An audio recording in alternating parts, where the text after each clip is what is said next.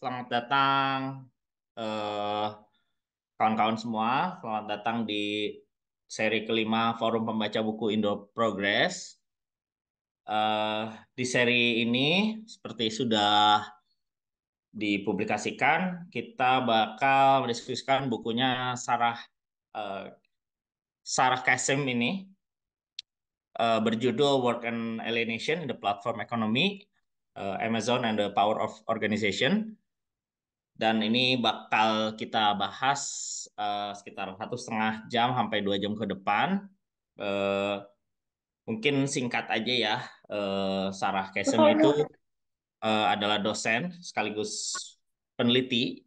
Fokusnya di studi ekonomi politik di Institut Ilmu Politik Universitas Tübingen. Dan buku yang akan kita diskusikan kali ini adalah hasil disertasinya eh, Sarah Kesem saat studi di Universitas Bristol. Eh, Tadinya aku ada sedikit pengantar ya terkait semacam ikhtisar dari apa yang dibahas oleh Kasim ini, tapi setelah melihat PPT-nya Kafilza yang cukup lengkap, nanti biar Kafilza ini ya yang memaparkan ikhtisarnya supaya tidak tumpang tindih. Tapi sebelumnya saya akan perkenalkan dulu pembahas dari buku Sarah Kesem ini ada dua. Eh, yang pertama adalah Kak Fatimah Filza Izati, PhD candidate dari SOAS University of London dalam bidang Development Studies, dan Bung Arif Novianto, peneliti IGPA, IGPA, IGPA, Universitas Gajah Mada. Eh, oke, kita sapa dulu. Halo Kak Filza. Halo, Ketemu lagi. iya, Di sana pagi banget, pagi pagi pagi. di sini jam 12 siang. Oh, 12 siang ya? Oh Jam iya, ada bukan 12. di Amerika ya. Bener. Ah, Iya, bukan. jam Di 12 sini siang. 8 Oke. derajat. Heeh. Dingin banget ya? Dingin banget tadi 2 derajat deh. Oke, oke. Ya, dan satu lagi Bung Arif. Halo Bung Arif. Halo Bung Arif. Ini kedua kali ya kita ketemu di forum online. Pertama ingat Ya, banget dulu bahas Zizek ya. bahas pandemi. Wah itu udah hampir 4 tahun yang lalu ya. Dulu sama Bung siapa sih yang itu tuh yang ekonom itu ya? Bima, Bima, Bung Bima Yudhistira ya. eh oke. Nah, kita bakal mulai aja. Jadi akan ada semacam pemaparan tentang apa sih yang jadi proyek kajiannya Sarah Kesem ini. Lalu kira-kira mungkin ada tanggapan dan kritik dari para pembahas, dan nanti teman-teman di sini boleh tanya atau mengemukakan pandangannya gitu ya. Yang pasti topik-topik semacam ini tuh lagi hot banget ya. Kebetulan aku juga penelitiannya tentang Christian Fuchs, kapitalisme media sosial. Jadi inilah relevan banget, dan saya kira hampir semua orang di sini pasti punya pengalaman masing-masing sebagai pengguna apa ya, platform-platform ya yang diteliti oleh Sarah Kaisem. Oke, mungkin di kesempatan pertama pada Kak Filza dulu ya, karena ini PPT sudah manteng gini ya. Eh, Silakan Kak Filza. Oke, terima kasih banyak Kak Syarif. Selamat malam teman-teman yang ada di sana, yang ada di Indonesia.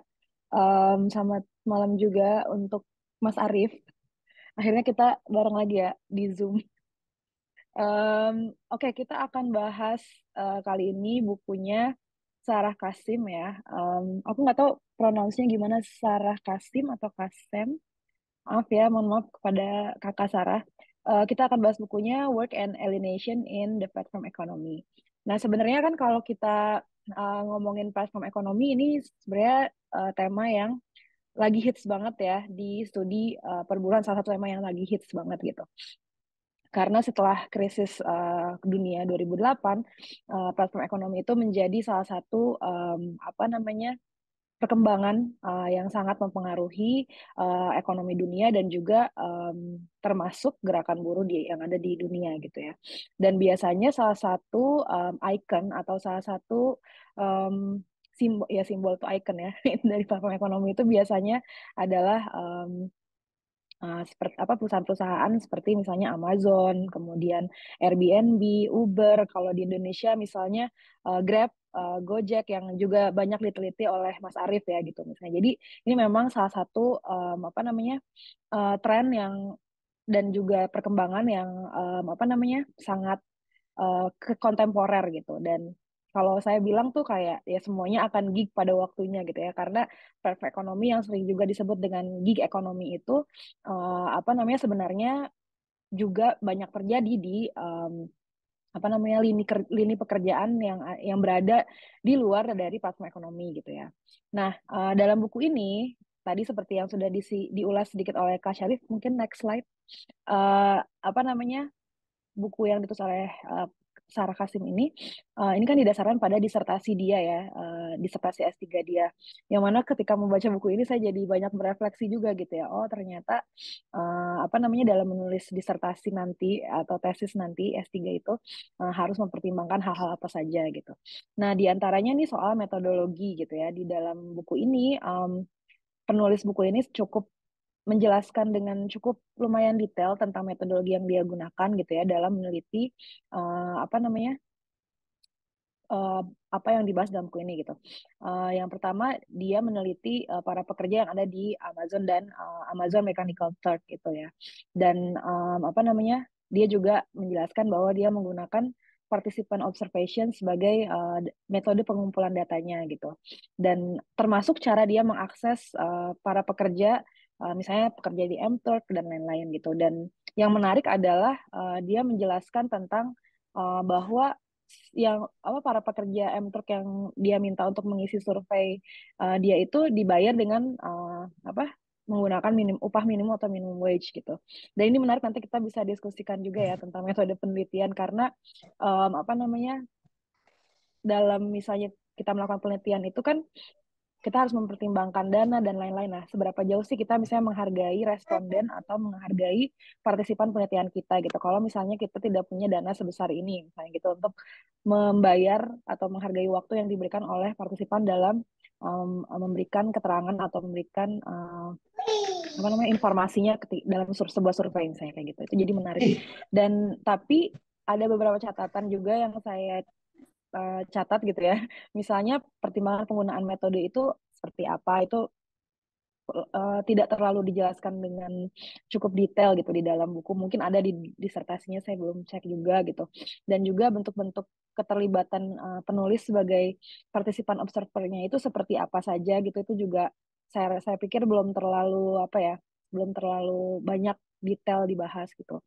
Padahal itu menurut saya sangat penting gitu ya, apalagi di dalam kerangka teori misalnya dia menyebutkan salah satu kerangka teori yang dia gunakan itu next slide itu adalah soal social reproduction misalnya tentang immaterial dan affective labor atau kerja-kerja yang melibatkan emosi, kerja-kerja yang melibatkan afeksi dan yang bersifat imaterial misalnya seperti itu. Nah, lanjut ke kerangka teori gitu ya. Di dalam buku ini sebenarnya Sarah Kasim ini menggunakan beberapa teori ya gitu. Dari mulai post-operaisme, workerism, kemudian platform managerialism, flexible despotism, terus seperti yang tadi saya sebutkan immaterial dan effective labor, digital workerism, workers power resources dan lain-lain gitu ya, banyak sekali. Nah, tapi menurut saya buku ini tuh hampir semuanya gitu ya dibentuk oleh kerangka teori workers power sources-nya Wright yang dikutip di dalam bukunya Beverly Silver gitu. Jadi meskipun Sarah Kasim ini menggunakan banyak teori, tapi teori yang paling menonjol, yang paling banyak membentuk isi buku ini tuh yang workers power resources itu. Yang mana kalau menurut saya sendiri ya nggak masalah sih, maksudnya mungkin yang lain-lain ada, cuman nggak membentuk secara keseluruhan gitu ya. Dan mungkin kontribusi dari penelitiannya Sarah Kasim ini lebih menganalisis pada karena sesuai judulnya kan, apa namanya, organisasi atau pengorganisasian dari para pekerja gitu. Meskipun juga problem alienasi juga cukup lumayan dibahas dalam buku ini, termasuk perbandingan-perbandingan, misalnya problem alienasi itu ada beberapa macam, kemudian bedanya alienasi yang dialami oleh pekerja Amazon dan M-Talk seperti apa dan lain-lain gitu. Nah, lanjut ke dalam diskusi di dalam bukunya. Ada banyak diskusinya sebetulnya, dan sebenarnya ini ada catatan lucu Kak Syarif. Saya mencatat satu hal yang unik di dalam Apa tuh? buku ini. Jadi sepertinya Sarah Kasim ini sangat suka menggunakan kata repercussion, ya nggak sih? Iya ya Atau tuh. itu penting nggak sih? Jadi kayak itu seneng aja gitu. Jadi aku menghitung, jadi saya menghitung jumlah kata repercussion yang dia gunakan dalam buku ini. Enggak, itu canda. Ya jadi itu ada beberapa kata yang sering diucapkan gitu ya, ditulis gitu di dalam buku ini, itu cukup menarik gitu. Oke, nanti kita diskusikan secara filsafat gimana itu. Oke, dan lanjut isi bukunya sendiri gitu ya. Pertama-tama Sarah ini membahas sejarah perkembangan platform ekonomi dari tahun 90-an sampai setelah 2008 gitu. Yang mana sejarah ini sangat penting untuk meletakkan perbedaan sebetulnya ya. Perbedaan antara para pekerja yang ada di dalam platform ekonomi atau platform capitalism, antara yang misalnya seperti pekerja Amazon yang ada di warehouse atau pergudangan gitu, atau dengan pekerja yang seperti Amazon M-Turk yang sebetulnya bekerjanya tuh di depan laptop gitu ya, di depan komputer gitu. Nah ini apa namanya, penting sekali menurut saya bagian ini gitu ya. Dan menurut saya Sarah Kasim cukup mengelaborasi sejarah perkembangan ini dengan cukup baik, meskipun menurut saya ada beberapa yang kurang dia tangkap. Nanti kita bisa diskusikan ya gitu. Seperti misalnya perkembangan, tapi mungkin karena perkembangan di kapital ini juga tidak terlepas ya, karena perkembangan di platform ekonomi ini juga sangat cepat gitu. Jadi mungkin ada beberapa hal yang terlewat itu. Jadi disclaimer dulu seperti itu. Nanti mungkin kita bisa diskusikan ada beberapa hal yang menurut saya apa namanya, agak sedikit luput gitu. Nah, kemudian yang kedua adalah menyoal posisi pekerja Amazon dan Amazon Mechanical Turk itu, dan analisisnya dalam eksploitasi ala platform kapitalisme gitu. Nah, ini juga menjadi apa ya, bagian utama di dalam buku ini. Jadi dia sangat membedakan tuh bagaimana para pekerja yang bekerja dengan sistem traditional wage, time wage seperti para pekerja di Amazon, dengan para pekerja yang gig piece wage seperti yang ada di Amazon Mechanical Turk, itu perbedaan eksploitasinya seperti apa gitu. Ya, dan ini dia tunjukkan dalam misalnya pembagian pekerjaan di lini division of labor yang ada di shop floor-nya atau di lantai produksi atau lantai distribusinya gitu ya. Jadi itu yang di highlight gitu. Kemudian juga dia meng-highlight problem alienasi pekerja dalam kaitannya dengan banyak hal ya, seperti misalnya alienasinya yang disebutkan ada beberapa tipe gitu ya. Ada alienasi dengan produk yang dihasilkan, ada alienasi dengan sesama pekerja, ada alienasi dengan dia nyebutnya species being gitu ya. Jadi ada beberapa hal gitu yang dianalisis tentang problem alienasi gitu. Dan yang terakhir ini sebenarnya yang mendominasi isi buku seperti yang tadi saya bilang, analisis tentang workers power resources dari para pekerja di Amazon dan M-Turk gitu. Ada structural power atau marketplace dan workplace bargaining power, yang mana kalau di dalam konteks yang lebih luas, ini workers power resources ini sebenarnya bisa diletakkan dalam semua kalau kita melihat posisi buruh di semua sektor sebenarnya, nggak cuma platform ekonomi ya gitu. Jadi kalau misalnya kita lihat katakanlah para pekerja di sektor industri manufaktur gitu ya, mereka punya structural power, misalnya kekuatan produksi mereka yang bergantung pada target produksi yang mereka hasilkan untuk ekspor misalnya kayak gitu. Atau misalnya associational power yang ada di Amazon atau yang sebenarnya di semua pekerja yang ada di berbagai sektor gitu ya, itu misalnya bisa dilihat dari serikat buruhnya gitu ya. Dan kemudian institutional power itu misalnya aktivitas-aktivitas yang ada di serikat dan lain-lain. Nah, yang menarik adalah dalam diskusi ini Sarah ini menambahkan societal power gitu ya, yang seingat saya itu ya di Wright itu dia tidak membahas tentang itu. Jadi kayaknya ini salah satu kontribusi teoritisnya dia gitu ya, membahas tentang societal power gitu. Yang mana kalau di dalam konteks Indonesia mungkin nanti kita bisa diskusikan lagi, ini salah satu workers power resources yang sangat berpotensi banget ya, sangat sangat potensial banget untuk menggalang kalau menurut saya kekuatan pekerja gitu ya, untuk mengalahkan apa eksploitasi dari kelas kapitalis gitu. Tapi nanti kita diskusikan ya kenapa bisa begitu gitu.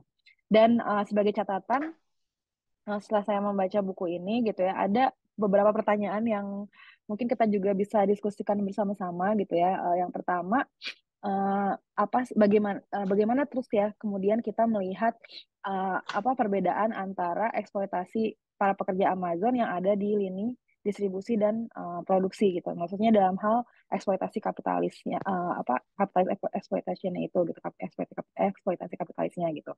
Bagaimana mereka misalnya nilai lebihnya, penghisapan nilai lebihnya tuh bagaimana sih perbedaannya gitu. Karena kan di Amazon sendiri apa ada dua ya, ada yang di lini produksi dan ada yang di lini distribusi gitu. Dan menurut saya itu mungkin apa saya terlewat ya bacanya gitu, kayaknya belum terlalu dibahas di buku ini gitu ya, nggak belum ada gitu bahasannya.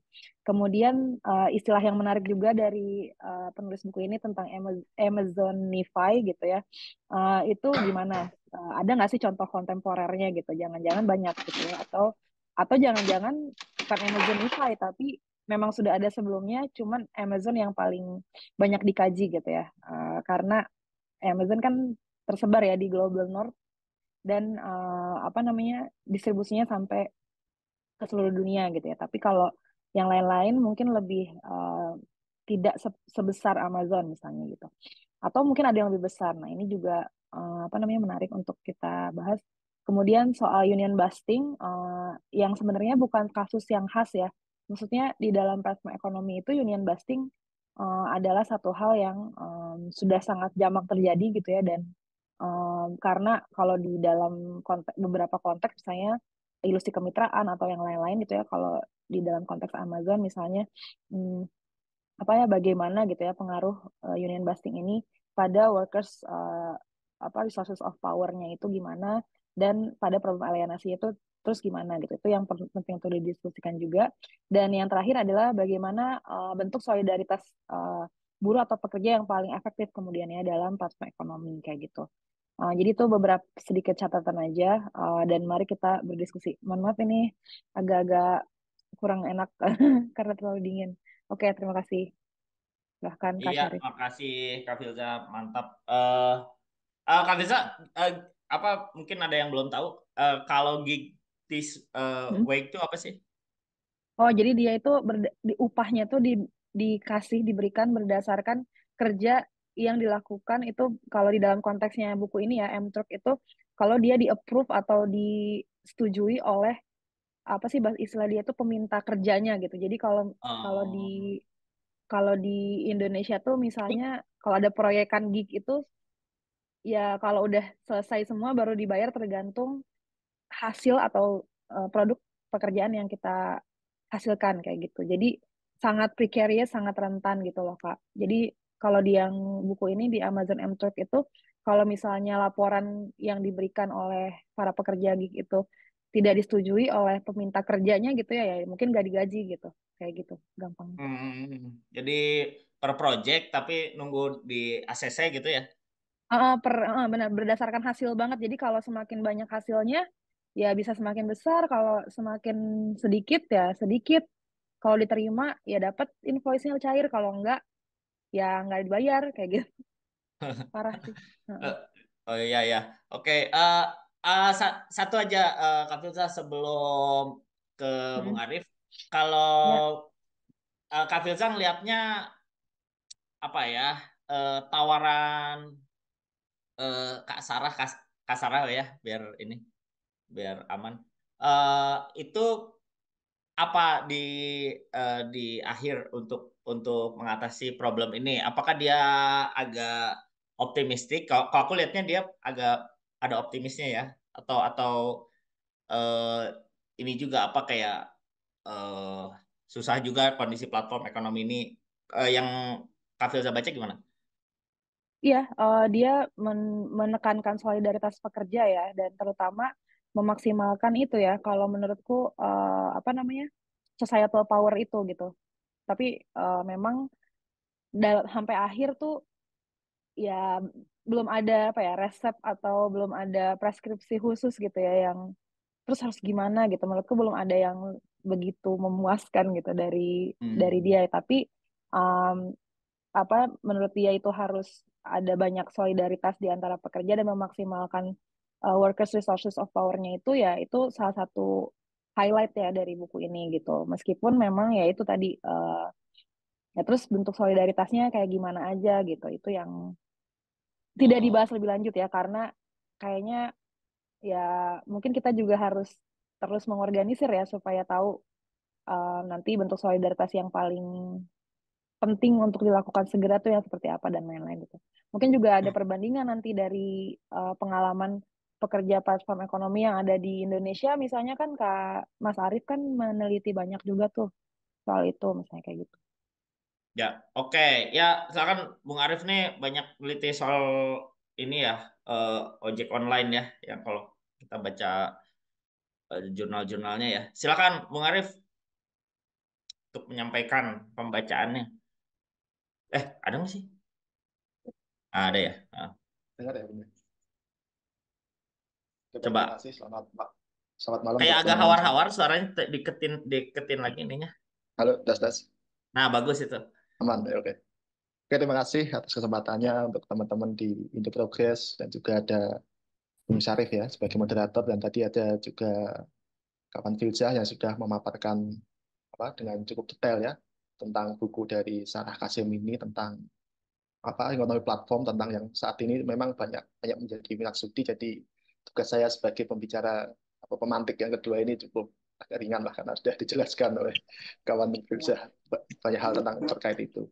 Nah, memang kalau kita lihat tentang dari buku ini setelah saya baca memang karena ini adalah karya pengembangan dari disertasi dari penulis, itu memang kayak bagian-bagian dari dalam buku menunjukkan hal yang seperti itu. Kalau mungkin teman-teman membaca bukunya, kita akan melihat akan sangat membantu ketika misalnya teman-teman lagi skripsi atau tesis atau bahkan disertasi tentang bagaimana penggunaan teori dalam digunakan untuk menganalisis suatu fenomena sosial tertentu. Yang dalam konteks ini yang diteliti oleh Sarah Kasim adalah tentang pekerja di Amazon yang dibagi menjadi dua, yaitu yang bekerja di konteks pergudangan dan pekerja yang di konteks mechanical turk-nya atau yang pekerja mikronya, atau yang bekerja di depan layar yang mengerjakan tugas-tugas mikro seperti mengedit gambar atau menerjemahkan teks dan juga yang lain sebagainya. Nah, itu menarik. Nah, seperti yang juga dijelaskan oleh kawan bicara tadi, kalau kita lihat sebenarnya ada beberapa teori yang digunakan di dalam buku Sarah Kasim ini dan yang paling utama saya lihat kemudian yang digunakan untuk menjelaskan berbagai bab 10 atau 11 bab di dalam buku ini adalah pertama dua teori ya, yaitu teori tentang sumber kekuatan seperti kekuatan pekerja dan juga teori tentang alienasi. Nah, dua teori ini yang digunakan oleh Sarkasem kalau kita baca untuk menganalisis berbagai macam hal di tiap babnya, di tiap studi kasusnya, kemudian mencapai kesimpulan tertentu, kemudian dibandingkan dan juga yang lain sebagainya. Nah, misalnya teori alienasi yang dijelaskan oleh Sarah Kasim sebenarnya. Kalau kita berkaca tentang alienasi ini kan sebenarnya ada banyak banyak definisi, bahkan banyak banyak pemikir yang menerjemahkan alienasi itu apa gitu. Nah, Sarah Kasim ini dalam konteks ini menggunakan alienasi dalam perspektif Marxis ya. Sehingga berbeda dengan pendekatan alienasi yang digunakan misalnya dalam konteks teori kontrak sosial misalnya, yang alienasi diterjemahkan sebagai proses hilangnya kebebasan asli individu. Atau dalam konteks ekonomi politik Inggris misalnya yang melihat alienasi sebagai transfer kepemilikan properti. Atau dalam konteks alienasi dalam wacana teologis yang menganggap alienasi itu adalah proses adanya jarak antara manusia dengan Tuhan. Nah, tapi dalam konteks ini, Sarah Kasim menggunakan konsep alienasi dari Marx ya, yang kemudian hal itu dapat dilihat dari empat hal. Bagaimana alienasi itu dapat dilihat dari empat hal itu yang kemudian dijelaskan Sarah Kasim. Pertama adalah proses alienasi atau keterasingan pekerja dari produk kerjanya. Artinya pekerja yang bekerja itu mereka kemudian menjadi objek yang asing dari hasil kerjanya, seolah mereka kemudian tidak menikmati hasil kerjanya itu. Misalnya ada pembuat pakaian misalnya, ketika selesai membuat pakaian dia nggak menikmati pakaian itu, atau bahkan ketika ingin membeli pakaian itu dia harus mengumpulkan upahnya sampai 4 bulan baru bisa membeli pakaian yang high class itu untuk dibeli. Nah, itu adalah bagian dari salah satu tipe alienasi yang pertama. Yang kedua adalah proses alienasi dalam aktivitas kerja. Artinya dalam proses itu alienasi terjadi ketika kerja yang dilakukan itu seolah kemudian bukan sesuatu yang disenangi tapi melawan diri dari pekerja itu. Artinya aktivitas kerja yang harusnya begitu dilakukan secara enjoy, di aktivitas kerja yang digunakan untuk meningkatkan skill dan menikmati proses kerja itu kemudian menjadi aktivitas kerja yang penuh keterpaksaan gitu. Bahkan bisa menciptakan resiko kecelakaan kerja yang tinggi, atau burnout dan stres, depresi dan juga yang lain. Dan yang ketiga yang dari alienasi yang digunakan juga dalam konteks Marxis ini adalah alienasi atau keterasingan pekerja dari makhluk spesies manusia lainnya.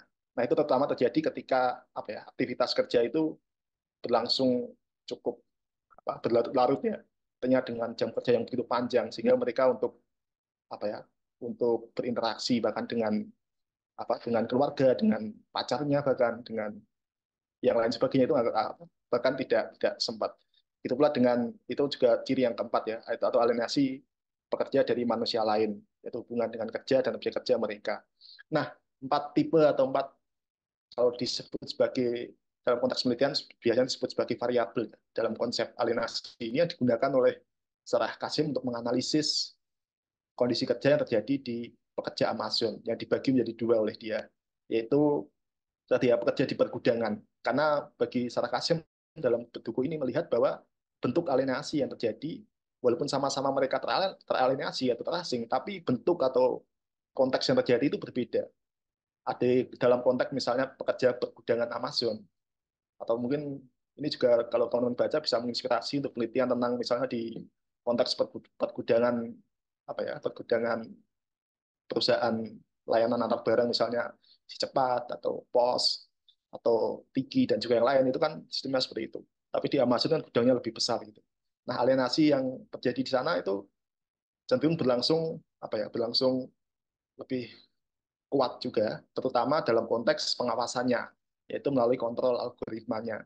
Artinya bahkan setiap aktivitas kerja dihitung bahkan per detiknya, atau bahkan tiap detik mereka harus bisa membawa barang ke tujuan ke bagian tertentu itu berapa detik akan dihitung sehingga mereka menghitungnya dari rate per jamnya, berapa waktu yang bisa dilakukan selama sejam untuk membawa paket dari satu departemen ke yang lain dan itu terus dilakukan. Nah, pengawasan itu juga bahkan berlangsung ketika misalnya pekerja ingin ke toilet misalnya, itu bahkan juga dihitungin secara detik. Kalau melewati detik itu mereka bisa kena sanksi dan juga yang lain sebagainya. Nah, pada konteks itulah berbeda dalam konteks alienasi di pekerja yang Amazon yang tidak di bagian pergudangan, tapi pekerja kalau bahasa Salah Kasim adalah pekerja gig berbasis web ya, berbasis website. Apanya misal kita teman mungkin kenal dengan aplikasi freelancer, kemudian Upwork, Amazon Mechanical, cara kerjanya juga seperti itu. Teman-teman ketika mendapat pekerjaan misalnya mengedit gambar atau membuat mencocokkan tentang hasil wawancara, misi kuesioner dan juga yang lain. Nah, itu bentuk alienasinya berbeda dengan bentuk alienasi yang dialami oleh pekerja pergudangan. Kalau dalam konteks pekerja mikro yang bekerja jarak jauh ini, alienasi terutama terjadi dalam konteks yang paling berat adalah alienasi yang membuat pekerja itu kemudian menjadi terasing dengan manusia lainnya, bahkan produk kerjanya, terutama karena tadi ya tidak ada jam kerja tradisional, yaitu kerja dari 8 jam, misal dari jam 7 pagi atau jam 8 pagi sampai jam 4 sore atau jam 5 sore.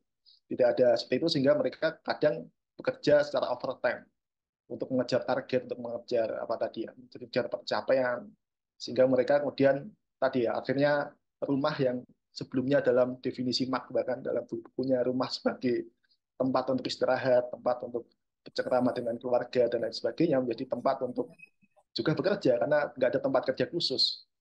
Karena artinya bekerja di mana saja dan dengan mitos tadi ya, fleksibilitas, bisa kerja fleksibel dari satu tempat ke tempat yang lain.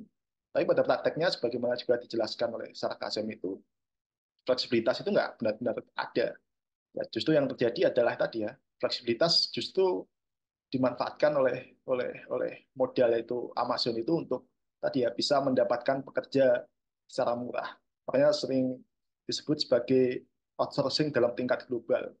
Kalau selama ini kan kita melihat outsourcing misalnya dalam konteks Indonesia, outsourcing dalam konteks lokal ya, ketika orang ingin bekerja sebagai misalnya satpam, mereka harus bekerja di bawah lembaga tertentu, kemudian lembaga itu yang bekerja sama dengan misal pihak perusahaan, misal GM misalnya. Jadi nggak dipekerjakan langsung dari situ. Tapi dalam konteks apa pekerja mikro berbasis web ini, pekerja gig berbasis web ini, outsourcingnya dalam konteks global dan itu sangat menguntungkan oleh kapital atau pemilik modal. Karena mereka misalnya yang sebenarnya tempat kerjanya adalah berdiri di Amerika misalnya atau di California misalnya, mereka bisa membayar dengan murah pekerja yang dikerjakan dengan jarak jauh yang berlokasi di India, yang berlokasi di Indonesia, yang gajinya bahkan per jam bisa di bawah 50.000, padahal di sana gajinya per jam bisa sampai $11 atau sekitar sekitar 150 atau 200.000. Nah itu yang terjadi. Nah yang berikutnya sebenarnya yang teori yang juga menarik yang digunakan oleh Sarah Kasim ini adalah teori tadi yang juga dijelaskan oleh kawan Filza, yaitu tentang teori sumber kekuatan, sebetulnya kekuatan pekerja.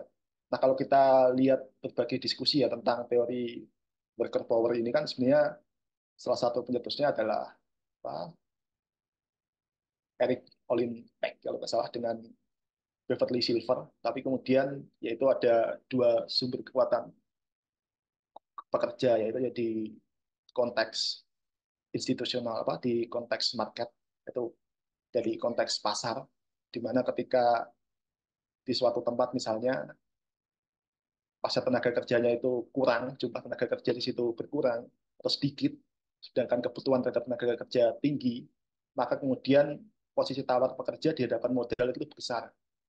Mereka bisa menegosiasikan tentang berapa upah yang harus mereka terima. Ketika di daerah itu jumlah ada kayak kekurangan jumlah tenaga kerja sementara kebutuhan tenaga kerjanya tinggi. Itu yang disebut sebagai marketplace power, atau ada juga workplace power misalnya, atau kekuatan di tempat kerja, misal ketika pekerja misalnya punya keahlian khusus misalnya, sehingga mereka bisa memiliki bargaining posisinya tinggi di hadapan modal untuk menegosiasikan kondisi kerja, upah dan juga yang lain sebagainya, dibanding pekerja yang tidak memiliki high skill ya, sehingga kemudian bisa diganti kapan saja. Kalau pekerja tadi memiliki keterampilan khusus, mereka menjadi susah diganti. Kalaupun harus ada pengganti, itu penggantinya pasti akan di training dulu, butuh banyak waktu untuk proses transfer pekerja ya, dari A ke B itu tadi. Tapi kalau dalam konteks misalnya pekerjaan itu adalah pekerjaan yang tidak memerlukan skill khusus, misalnya jadi driver online atau jadi kurir atau jadi pekerja gudang di Amazon yang bagian pergudangan, itu kan bisa nggak perlu pelatihan khusus, jadi bisa diganti kapan saja. Itu yang membuat kekuatan pekerja dalam konteks workplace power-nya menjadi lemah. Dan yang terakhir, kalau dalam konteksnya pendekatannya Silver dan Regini adalah tentang organisasi associational power, yaitu sumber kekuatan pekerja yang berasal dari asosiasi atau misalnya serikat pekerja atau organisasi pekerja. Ketika organisasi pekerja kuat, maka mereka bisa menekan atau mendesak ke pengusaha untuk menuntut atau untuk mendapatkan berbagai macam haknya, atau ketika ada pelanggaran mereka menuntut agar mendapat ganti rugi dan juga yang lain sebagainya. Nah, tetapi pada perkembangannya ada beberapa akademisi sebenarnya kemudian dikutip juga digunakan oleh Salah Kasem ini untuk menambah list atau variabel di dalam konteks worker power ini, yaitu dalam tulisannya Kamal dan Duri masalah yang dia menambahi tentang institusional dan societal power. Kalau institusional itu adalah sumber kekuatan pekerja, kalau asosional itu sumber kekuatan pekerja yang berasal dari serikat buruh di tingkat pabrik misalnya, Kalau institusional itu di luar pabrik itu. Misalnya jika kerja misalnya federasi atau konfederasi di tingkat nasional. Dan sementara yang societal power adalah sumber kekuatan yang berasal dari masyarakat. Misalnya kita sebagai misalnya ada di sini ada yang akademisi, ada yang aktivis NGO, ada yang berbagai macam yang bukan bekerja langsung di pabrik itu, kita bisa berkontribusi untuk menekan pihak pemerintah, perusahaan agar melindungi pekerja misalnya. Itu yang disebut sebagai societal power. Nah, kurang lebih dengan worker power ini digunakan oleh Sarkasem untuk menganalisis dua hal itu tadi, hingga mencapai kesimpulan kalau dalam buku ini bahwa sebenarnya di sumber kekuatan yang berasal sebagai kekuatan yang dari pekerja yang di pergudangan Amazon dan juga pekerja berbasis web di Amazon ini itu cenderung cenderung lemah ya, terutama yang di bagian di bagian marketplace power, workplace power, dan juga social power. Sementara yang memiliki harapan sebenarnya di societal power dan institutional power. Nah, itu yang dicapai kesimpulan dari Serah Kasem ini. Mengapa misalnya tadi ya, workplace power begitu lemah? Karena tadi pekerja pergudangan misalnya, atau pekerja yang itu kan bisa diganti kapan saja, nggak perlu skill khusus. Atau di workplace power, di Amazon bisa berpindah-pindah tempat ketika ada kekurangan pekerja, bisa bahkan mendatangkan pekerja imigran dan juga yang lain agar pasar tenaga kerja di situ bisa memenuhi kebutuhan tenaga kerja mereka sehingga tidak defisit, sehingga membuat posisi pekerja menjadi tinggi. Atau bahkan dalam konteks pekerja gig berbasis web, yaitu pekerja freelancer itu tadi, itu kan dalam konteks global itu banyak, kalau dalam bahasa Marx sebagai surplus cadangan pekerja, surplus populasi relatif atau tentara cadangan pekerja, karena mereka menyasar pekerja dalam tingkat global, tidak hanya lokal, misalnya di satu daerah Jogja aja misal, enggak. Karena mereka adalah berbasis web, pekerja yang bisa dikerjakan jarak jauh dengan laptop, maka potensi pekerjanya itu secara internasional. Dan itu yang menurut Sarah Kasem menciptakan yang disebut sebagai race to the bottom. Karena banyak pekerja yang bahkan mengantri ingin mendapatkan pekerjaan tertentu, job dari platform, mereka bahkan rela menurunkan tarifnya, ada yang rela untuk berupaya semaksimal mungkin untuk mengerjakan agar portofolionya bagus dan juga yang lain sebagainya, bahkan mengeksploitasi diri dan juga yang lain sebagainya. Itu yang membuat sumber kekuatannya jadi lemah. Tapi yang menjadi kuat kalau dalam analisis dari Kasem itu terutama di societal powernya, karena dalam konteks bahkan sekarang ya, riset-riset tentang ekonomi platform, bahkan berbagai organisasi masyarakat yang berupaya mendukung pekerja gig, pekerja platform kan semakin banyak sekali. Sehingga itu yang membuat memiliki potensi yang besar terhadap kekuatan pekerja itu. Walaupun menurut Sarah Kasem itu nggak cukup, karena memang dibutuhkan berbagai pengorganisasian, dibutuhkan organisasi serikat, sehingga membuat asosial power dari pekerja di Amazon ini menjadi kuat sehingga mereka bisa memenangkan berbagai tuntutan-tuntutannya. Nah, kurang lebih seperti itu yang pembacaan saya. Artinya buku ini cukup menarik dan ini sangat disarankan untuk juga untuk dibaca untuk memahami bagaimana melakukan penelitian yang menuliskan penelitian secara runut ya tentang apa contoh teorinya, bagaimana metodenya tadi yang juga sudah dijelaskan kan Filza ya, bagaimana teorinya, bagaimana kemudian menganalisis data yang telah dikumpulkan itu dengan teori itu hingga mencapai kesimpulan-kesimpulan tertentu. Walaupun memang dalam buku ini tentu memiliki beberapa kekurangan ya, terutama Pak Sarah Kasem belum mampu untuk menunjukkan hubungan antara alienasi dengan worker power itu kemudian menciptakan apa sih hingga menciptakan misal konsep tertentu hingga mencapai kesimpulan tertentu, tapi dia hanya sekedar menjelaskan menggunakan pisau analisis itu untuk melihat realitas pekerja platform di Amazon itu dengan teori, terutama teori alienasi tadi yang ada 4 variabel tadi, dan teori worker power yang juga ada 4 variabelnya itu tadi. Nah, mungkin seperti itu, Bung Sarif, pengantar dari saya. Mungkin nanti kita bisa diskusi lebih lanjut atau sangat direkomendasikan juga teman-teman untuk membacanya langsung sehingga nanti kita bisa berdiskusi lebih dalam tentang hal itu. Terima kasih, selamat malam ya teman. Ya, makasih Bung Arif. Ya, sambil nunggu teman-teman yang mau berpendapat bisa lewat kolom chat atau raise hand. Mungkin kita ngobrol-ngobrol dulu ya. Tadi menarik terkait fleksibilitas itu jadi salah satu ini ya, kata kunci atau konsep kunci dalam platform ekonomi.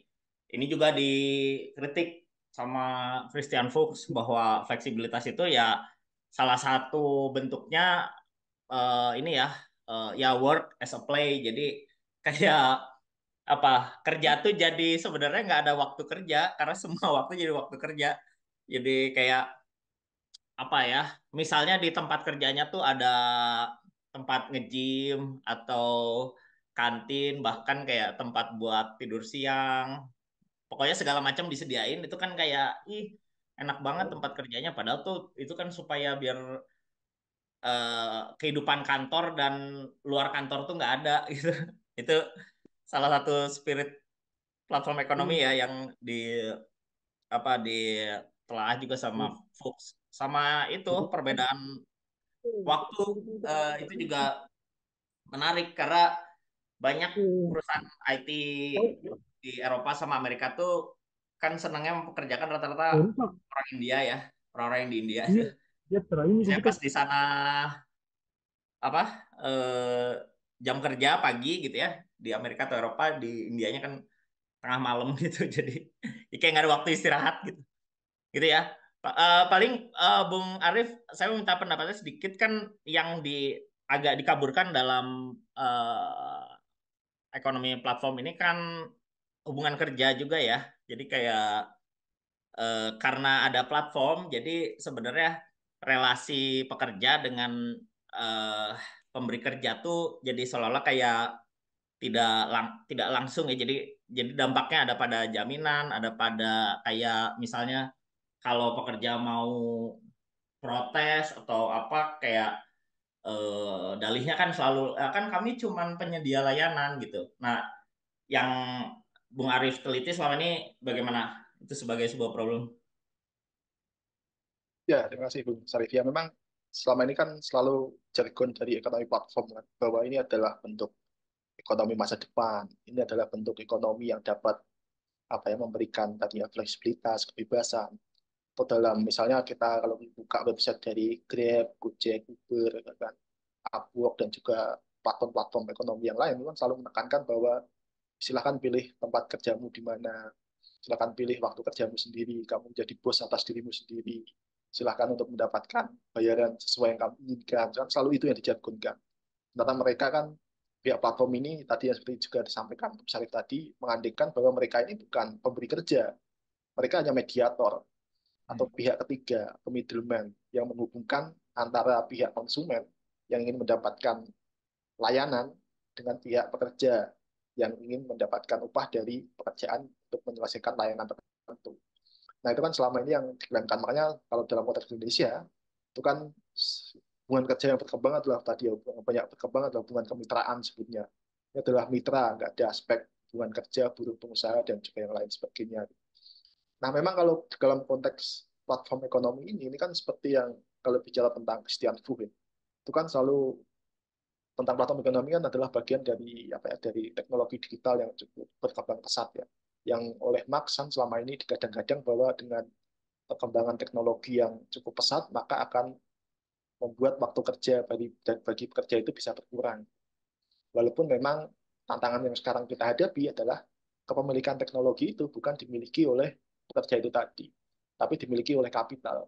Jadi alih-alih teknologi yang berkembang saat itu bisa mengurangi tenaga kerja atau menciptakan kondisi kerja yang humanis, pihak modal itu justru menggunakan teknologi untuk menciptakan tadi ya pendisiplinan yang bahkan secara ketat, secara ekstrim tadi. Waktu kerja bukannya menyusut tapi malah memanjang. Kemudian ritme kerja bahkan atau kemudian ekstensifikasi kerja itu menjadi begitu begitu tinggi gitu, sehingga banyak membuat depresi. Nah, yang menarik dari Sarah Kasim ini, dia meneliti tentang ekonomi platform dalam dua konteks ya. Kalau di buruh pergudangan Amazon, Amazon Warehouse itu kan pekerjanya bukan dibayar berdasarkan sistem kerja gig ya. Mereka dibayar berdasarkan waktu kerjanya, kerja 8 jam sehari. Tapi alienasi dan eksploitasi yang mereka alami adalah tadi ya, karena perkembangan teknologi yang memungkinkan Amazon untuk menciptakan yang disebut secara kasar sebagai Taylorisme yang cukup ekstrim.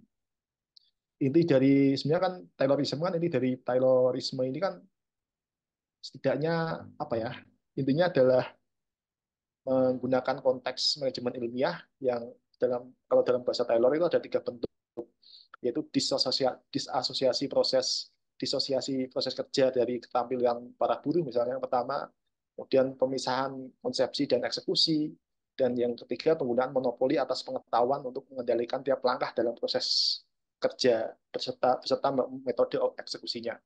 Artinya Taylorisme yang dikembangkan dalam konteks pekerja yang non-gig ya, pekerja pergudangan ini, itu memungkinkan Amazon untuk benar-benar mengekstrak tenaga kerja atau surplus value dari pekerja itu secara optimal.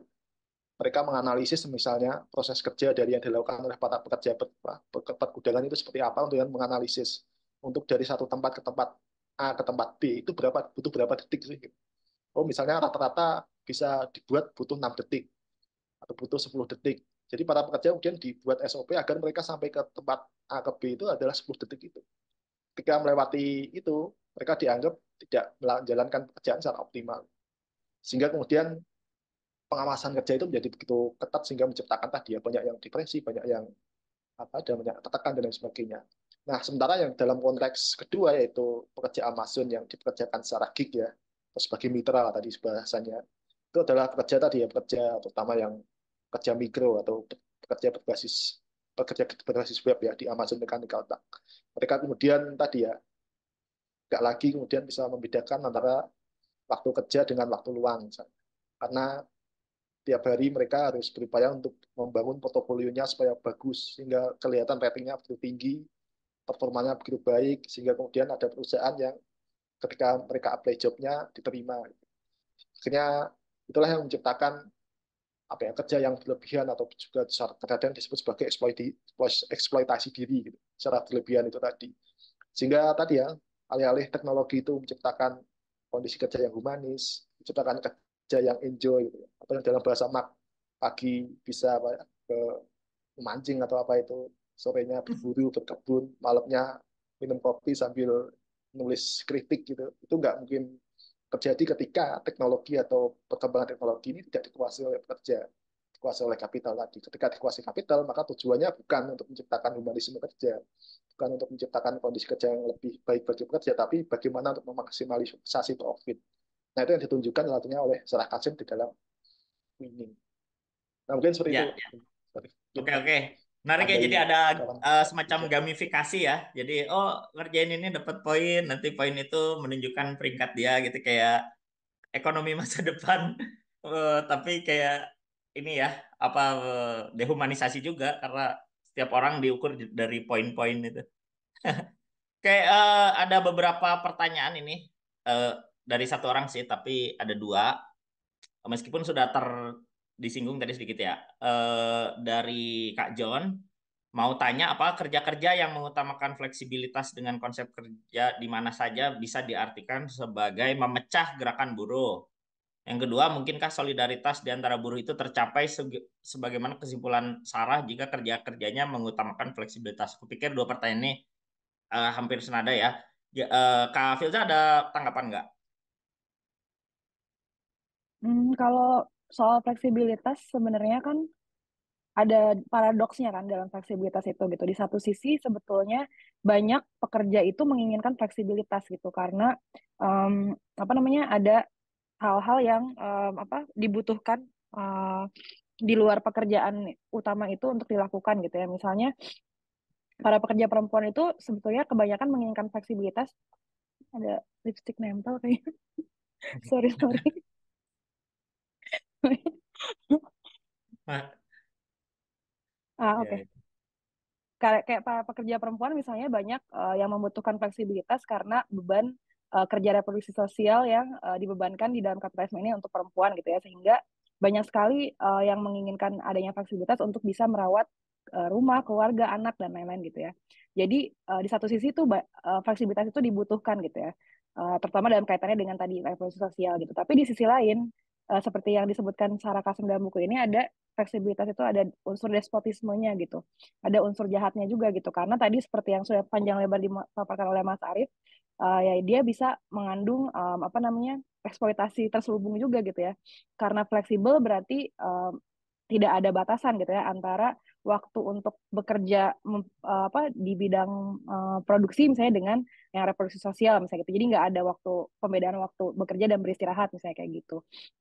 Nah, jadi ini adalah yang harus kita pahami dulu gitu ya, bahwa fleksibilitas ini penting di satu sisi gitu ya, karena dia masih konstruksi kapitalismenya berkelindan dengan patriarki gitu ya. Jadi banyak sekali yang membutuhkan itu gitu ya, tapi juga di sisi lain ya dia jadi celah untuk eksploitasi yang lebih dalam juga gitu ya.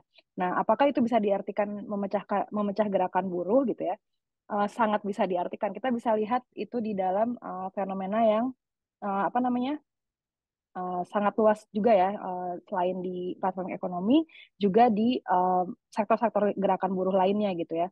Dengan adanya fleksibilitas atau mungkin bahkan sistem shift aja gitu ya, jangankan fleksibilitas gitu ya, sistem shift aja bisa memecah gerakan buruh sebetulnya gitu ya. Uh, Apalagi fleksibilitas yang bisa bekerja di mana saja, kapan saja gitu ya.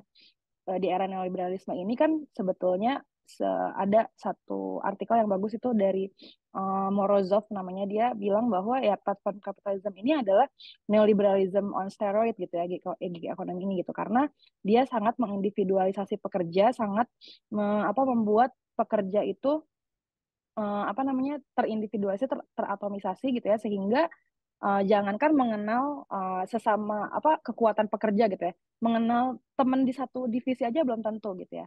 Nah, seperti kalau di Indonesia banyak usaha untuk mengatasi itu ya sebetulnya. Jadi kemana-mana nih, sorry, tapi meskipun itu memecah gerakan buruh, tapi sebenarnya bisa diatasi. Misalnya kalau di Indonesia kita bisa lihat serikat kayak sindikasi gitu ya, itu kan serikat buruh, para pekerja industri kreatif dan media yang sebenarnya basis kerjanya banyak kan fleksibilitas gitu ya, fleksibel, tapi sebetulnya bisa diorganisir dengan cara bukan berdasarkan workplace serikat gitu, bukan berdasarkan serikat tempat kerja, tapi bisa berdasarkan serikat profesi gitu misalnya gitu. Jadi meskipun tempat kerja yang berbeda-beda, tapi kalau sama profesinya bisa bareng-bareng misalnya kayak gitu. Itu untuk mengatasi itu gitu. Jadi sebetulnya fleksibilitas ini memecah gerakan buruh iya, tapi juga ada potensi untuk sebetulnya mengorganisir gerakan buruh juga gitu. Jadi selalu seperti itu gitu ya. Dan mungkinkah solidaritas ini ya, untuk menjawab yang tadi, mungkinkah solidaritas itu bisa tercapai? Bisa aja gitu. Tapi tergantung pengorganisiran buruhnya gimana gitu. Kalau berdasarkan workplace susah ya berdasarkan profesi atau berdasarkan bidang pekerjaan yang sama kayak gitu. Nah, tapi juga catatan lainnya tentang fleksibilitas ini, selain karena terutama ini soal platform ekonomi ya, selain karena tadi saya bilang semua pekerjaan akan gig pada waktunya gitu ya. Jadi selain di platform ekonomi gitu ya, di sektor-sektor lainnya juga fleksibilitas ini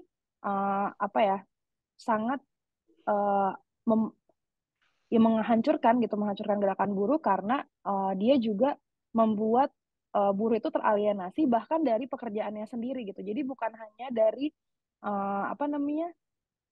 produk yang dihasilkan, tapi dia bagian dari apa aja belum tentu gitu dia tahu. Misalnya kalau kita lihat di rantai produksi yang lebih manufaktur, yang lebih ada satu tempat kerja tertentu kayak misalnya di pabrik gitu ya, kan belum tentu bagian penjahit gitu ya, menjahit tahu sebetulnya secara keseluruhan tuh proses produksi seperti apa gitu.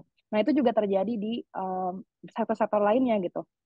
Maka dari itu penting untuk mengatasi fleksibilitas ini, menganalisis sebetulnya pembagian kerja secara keseluruhan dalam satu bidang itu seperti apa gitu. Makanya di dalam bukunya Sarah Kasim ini kan dijelaskan gitu ya, ada soal pembagian kerja para pekerja Amazon itu seperti apa, dan untuk melihat sebetulnya secara keseluruhan tuh lini kerjanya tuh dari hulu ke hilir itu seperti apa gitu. Karena banyak misalnya kalau bekerja sebagai freelance gitu ya, dia sebagai katakanlah seorang bekerja sebagai copywriter gitu, belum tentu dia tahu apakah dia itu bagian dari apa gitu, dari sistem yang mana gitu, apakah dari pekerjaan yang apa uh, misalnya bagian dari advertorial atau dari apa. Nah, itu yang juga bisa menjadi salah satu cara untuk mengorganisir pekerja yang terpisah-pisah dalam sistem yang fleksibel ini gitu. Jadi mengetahui dulu sebetulnya pekerjaan yang dia lakukan itu bagian dari apa yang besar kayak gitu. Karena kebanyakan juga sangat teralienasi juga dari pekerjaan yang dilakukan sendiri gitu. Itu sih Kak Syarif. Tapi sebetulnya soal ini ya, soal apa fleksibilitas, terus kemudian gerakan buruh dan lain-lain ini sudah banyak apa dipikirkan gitu ya, cara untuk mengatasinya tuh seperti apa gitu. Tapi menurut saya selama misalnya problem lainnya juga tidak diatasi akan terus seperti itu, akan terus berkontradiksi. Seperti misalnya tadi problem apa namanya patriarki yang selalu menempatkan misalnya perempuan sebagai penanggung beban reproduksi sosial di dalam masyarakat, ya itu akan apa ya, permasalahan ini akan di situ-situ saja gitu. Jadi itu juga harus, jadi perlawanan terhadap kapitalisme itu harus terus diseimbangkan atau dibarengi dengan perlawanan terhadap patriarki yang sangat berkaitan dengan kapitalisme. Itu kuncinya sih sebetulnya, karena kalau enggak ya problemnya akan di situ-situ lagi gitu. Di satu sisi ya paradoks aja, paradoks fleksibilitas itu tadi. Ya, oke. Rasanya jawaban Kak Filza juga sekaligus ini ya menyinggung pertanyaannya Kak Ardiansyah yang ini cukup panjang sih ya, tapi poinnya adalah eh, gimana itu bisa terbentuk solidaritas kalau sudah dipecah-pecah gitu. Kalau tadi dari segi waktu yang fleksibel, kalau kata Kak John, kalau ini dari antar ruang ya, karena kita kan kalau pekerja freelance atau melalui platform itu kan nggak nggak kenal satu sama lain atau dibuat tidak kenal satu sama lain. Aku pikir ini modus kapitalis yang paling klasik ya untuk memecah itu ya, dimulai dari ruangan-ruangan yang bersekat-sekat ya kalau apa pekerja pabrik kan dibuat seolah-olah eh, biar tidak keluyuran, biar tidak banyak nongkrong begitu ya. Dan sekarang dengan teknologi digital pun dibuat seperti itu dan bahkan lebih tersekat gitu ya. Eh, Kak Arif punya pandangan nggak bagaimana membangun solidaritas dengan sekat-sekat itu? Apakah mungkin? Ya baik, terima kasih Bung Syarif. Nah kalau terkait hal itu tentu sangat sangat mungkin karena kaca dari berbagai bentukan organisasi atau serikat pekerja-pekerja freelance tadi yang juga dicontohkan kawan bisa ada sindikasi misalnya atau pekerja organisasi yang lain itu sangat-sangat mungkin. Misalnya kayak penelitian saya tentang perlawanan mengemudi ojek online misalnya. Itu kan bagaimana fleksibilitas itu dimanfaatkan oleh para driver untuk membuat semacam berbagai metode perlawanan misalnya. Itu dengan cara tadi ya pemogokan liar atau wildcat strike misalnya. Mereka dengan fleksibilitas itu kemudian mengorganisir diri untuk berdiskusi bersama untuk menentukan kapan akan melakukan pemogokan bersama karena kan mereka tidak terikat dengan jam kerja. Berbeda misalnya dengan pekerja tradisional yang terikat bahwa nanti jam 8 masuk, jam 4 balik gitu misalnya.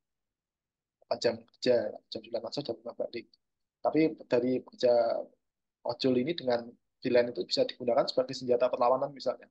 Mereka kemudian berdiskusi bersama dengan driver yang lain, misalnya yang paling besar adalah pemogokan driver kukilat misalnya di Jakarta pada Juni atau Juli 2021 misalnya, yang hampir 70% kurirnya melakukan pemogokan. Nah itu kan mereka mengatur jadwal bahkan. Mereka mengatur misalnya nanti jam 6 pagi sampai jam 3 sore mogok kerja bareng. Artinya setelah jam 3 sore baru bisa on untuk mencari uang. Karena kan sebagai pekerja gig yang fleksibel ini, kan mereka nggak dibayar dengan waktu kerjanya, tapi berdasarkan jumlah layanan atau barang yang dikerjakan gitu. Sehingga untuk mengakali hal itu, mereka kemudian mengatur waktu kerjanya secara kolektif agar membuat perusahaan itu berupaya untuk menekan perusahaan agar menuruti tuntutannya.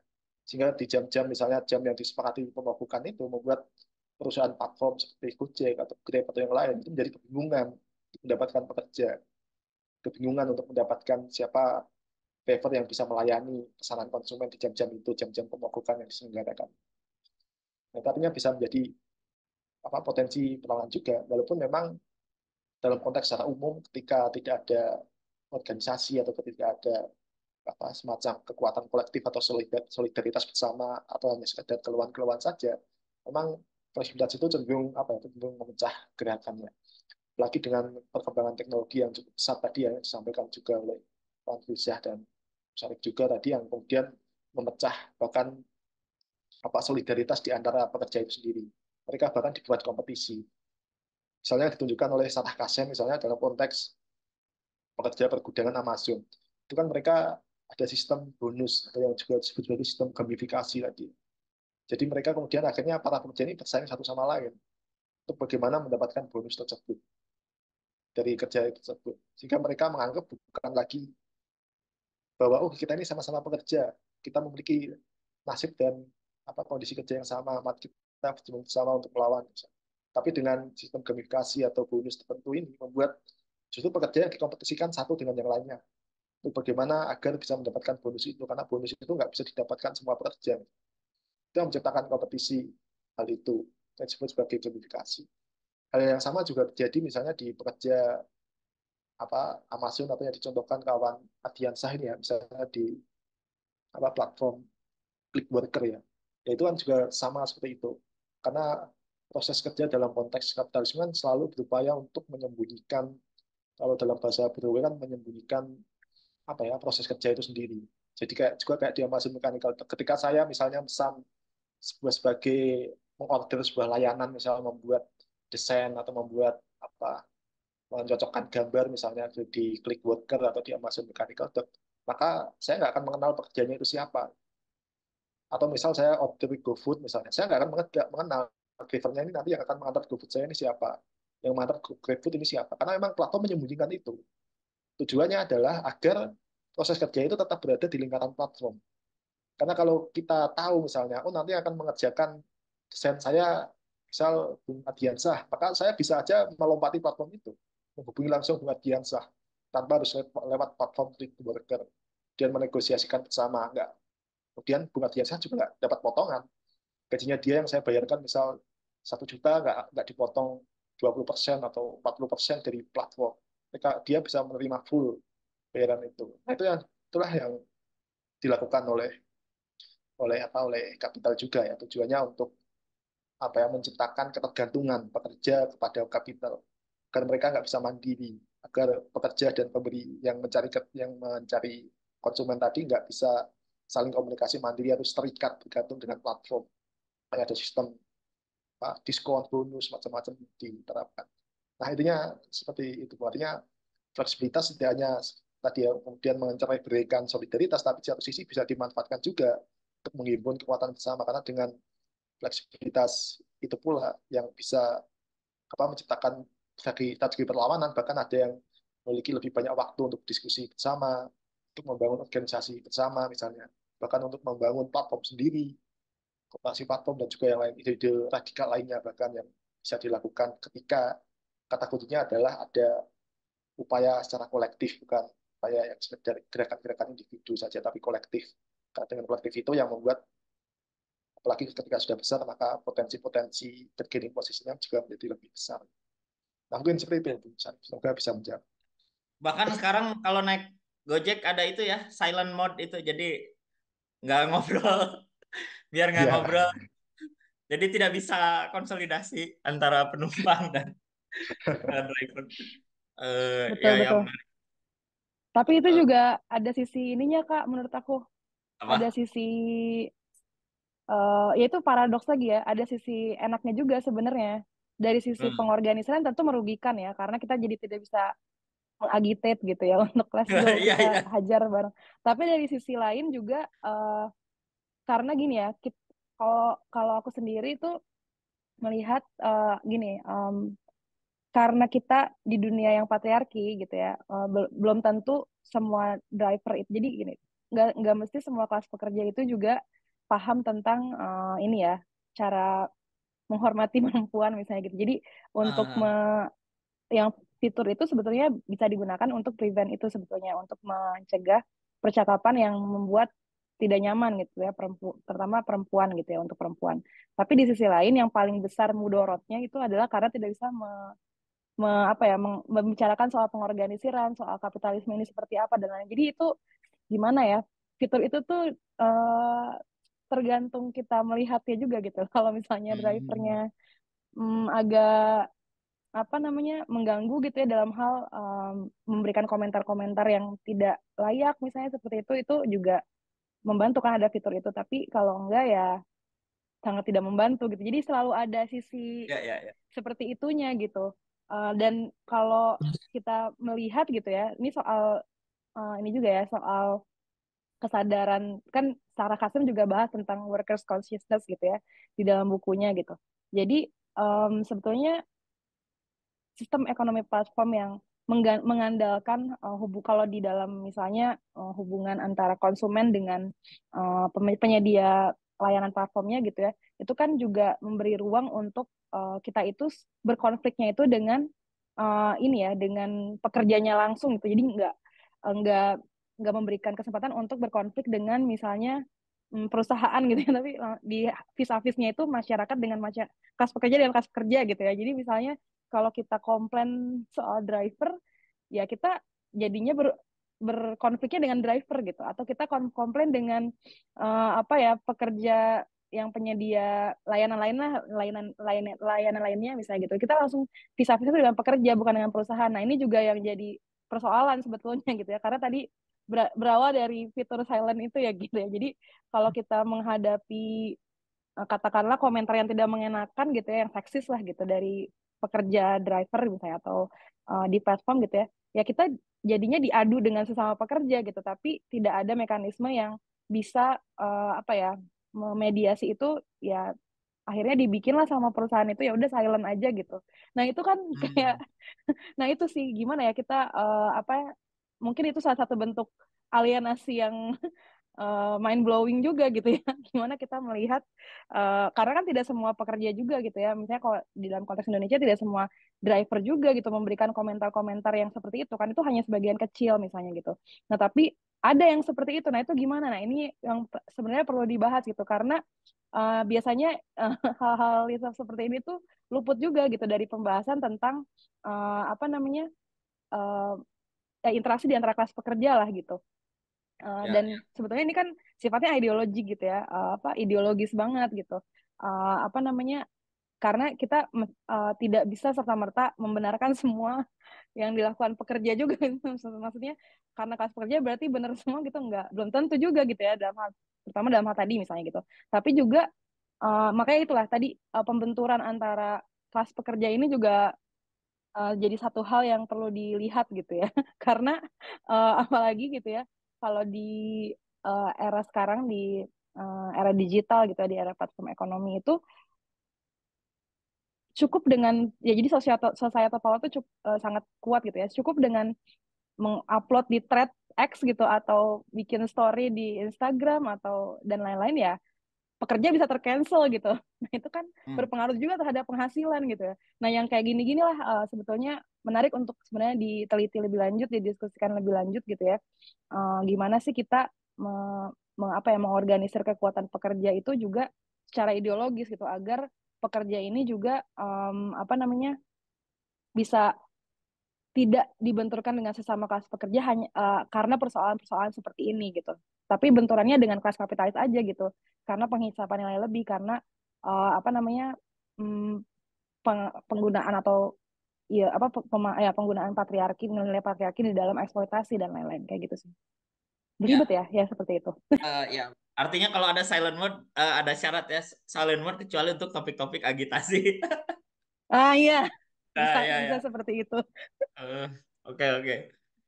Ya, a- ada yang mau memberi tanggapan langsung lewat mic? Silakan, ngacung. Hmm. Kak, itu ada pertanyaan Kak, apakah dia Oh iya, ini silakan mewawancarai ditanggapi. petinggi Amazon? Ada ya Apakah dia kalau saya mau, di metodenya itu. ada ya? eh Enggak, tapi aku nggak tahu ya, kayak wawancara nggak sih, wawancara langsung nggak sih, atau cuman ngepoin aja. Eh, ah, Sepembacaanku kayaknya enggak ya, apa salah baca? Kak Mas Arief gimana? Ya, kalau yang tak baca kayaknya juga nggak wawancara apa Jeff Bezos ya. Tapi ya poin-poinnya Mm-mm. bahwa walaupun nggak mewawancara petinggi Amazon itu, tapi dengan data-data pas kemudian hasil wawancara Amazon yang beberapa dikutip kan dari petinggi Amazon itu, dan bagaimana sikap dari petinggi Amazon itu sudah bisa menunjukkan sebagai data empiris juga untuk digunakan untuk menunjukkan bagaimana kerentanan, alienasi, eksploitasi yang dialami pekerja di Amazon mechanical dan atau Amazon warehouse ini, apalagi dengan pekerjanya yang itu banyak ya, puluhan ribu, ratusan ribu, jutaan itu, Itu yang ditunjukkan Saddam Hussein menciptakan kekayaan dari yang punya Amazon ini sampai menjadi salah satu orang terkaya di jagat raya Dunia. ini gitu. Ya, Apalagi sementara pekerjaannya dibayar begitu sangat murah. ya. Kayaknya penelitian jenis penelitian kritis seperti ini nggak terlalu perlu ya mewawancarai bos-bos gitu, malah jadi berkebalikan datanya. Takutnya jadi apa beda banget gitu. Bisa Oke. aja sih Kak, sebetulnya menarik itu idenya itu mau wawancarai Jeff Bezos gitu. Apa Jeff Bezos ya. Tapi iya itu menarik kalau bisa gitu ya. Dan itu kita penting juga kan untuk tahu sebenarnya sudut pandang dia tuh seperti apa sih gitu. Masalahnya adalah kalau mewawancarai apa petinggi perusahaan gitu kan akses kan sebetulnya kan. Hmm. Kalau punya ordal mungkin menarik itu. Sebenarnya pandangannya seperti apa gitu kan. Cuma kan aksesnya itu susah dan apa namanya? Ya gimana ya? Mungkin waktunya juga karena pasti kan kalau kelas pekerja yang mewawancarai ada keuntungan apa ini transaksi apa gitu kan ya buat gue Iya, untungnya apa nah kayak gitu-gitu kan tapi kalau bisa kebayang ya Jeff Bezos boleh dikasih tahu sekretarisnya kan, Pak, ini ada yang mau wawancara. Oh, dari mana? Ini mau neliti tentang work and alienation katanya. Ah, jangan-jangan males. nah Kayak iya kan kecuali misalnya ada ini pak apa pertukaran saham gitu atau apa ada barternya mungkin dia mau nah ini kan juga menarik ya bahwa iya. penelitian itu sebetulnya apa ditentukan oleh banyak hal ya nggak cuma soal apa um, kita pengen atau nggak pengen wawancara atau pertanyaannya butuh dijawab dengan wawancara siapa, tapi juga soal-soal lainnya gitu ya, akses ke sananya gimana dan terutama juga tadi yang seperti Kak Syarif singgung gitu ya, dengan wawancara itu apa yang ingin diraih gitu ya, keterangan apa gitu. Nah itu juga penting gitu.